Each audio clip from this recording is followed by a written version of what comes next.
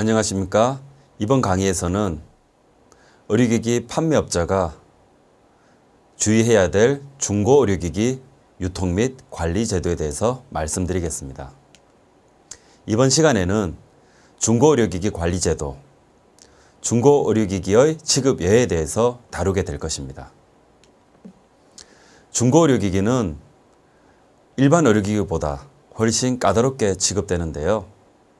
그렇다고 해서 중고의료기기가 나쁘게 간주되거나 그런 건 아닙니다. 오히려 요즘 같은 시대에 환경, 보전, 자원 전략 측면에서 일정 수준 이상의 품질을 갖추고 안전을 유지하고 있는 중고의료기기라면 마땅히 사용하는 데 있어서 제한이 없어야 됩니다.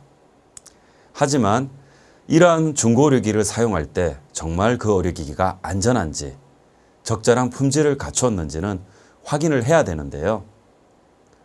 이러한 부분을 규정화하고 보장하기 위해서 중고의료기기 관련된 제도가 존재하는 것입니다. 이렇게 중고의료기기가 구매가 이루어질 때는 다음과 같은 프로세스를 거치게 됩니다. 만약 특정 의료기기 업체가 의료기관으로부터 중고의료기기를 구매했습니다. 그 경우 해당 의료기기의 허가를 가지고 있는 제조업자 또는 수입업자에게 이 제품에 대해서 품질과 안전이 적절한지 검사를 의뢰할 수 있습니다. 그렇게 해서 그 검사 결과 제조업자와 수입업자가 정한 품질관리 기준, 시험검사 기준에 적합하면 검사 필증을 부여하고 판매가 가능합니다. 만약에 적절한 수입업자, 판매업자가 없다면 이 경우는 꼭 수입업자, 제조업자에게 맡기지 않더라도 시험검사 기관에 의뢰해서 검사를 할 수 있습니다. 이 경우에도 시험검사 기관을 통해서 검사를 하고 검사 필증을 부착할 수 있습니다. 이거는 판매업자에게 아주 중요한 포인트인데요. 예를 들어서 제조업자와 수입업자는 제품에 대한 허가를 가지고 있고 일반적인 제품에 대한 수리, 시험검사 능력을 갖추고 있습니다. 즉 설비와 인원을 갖추고 있죠. 그 때문에 제조업자와 수리업자가 자신의 의료기기를 중고의료기기로 취급하고 유통 판매할 때는 스스로 품질 검사를 할 수 있고 검사 필증을 부여할 수 있고 판매를 할 수 있습니다.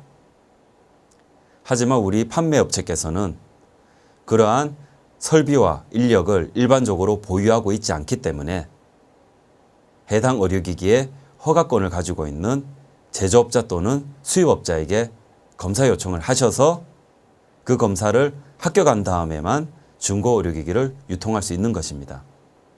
만약 이러한 검사를 할 수 있는 제조업자 또는 수입업자를 구할 수 없다면 혹은 이런저런 이유로 검사가 원활하게 진행되지 않는다면 식약처가 제정한 공적인 시험검사 기관에 검사를 의뢰해서 품질검사와 안전검사를 통과한 다음 제품을 판매할 수 있겠습니다.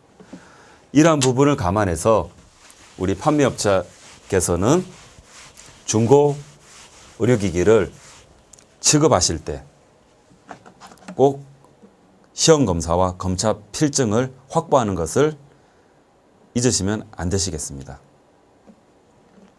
그러면 어떤 경우가 중고의료기기로서 취급이 가능한지 구체적으로 살펴보시겠습니다.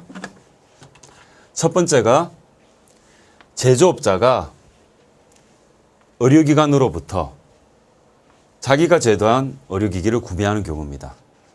아주 예전에 자기가 팔았지만 그 제조업자가 팔았지만 시간이 지나서 그 중고의료기기를 다시 매입한 경우가 되겠습니다.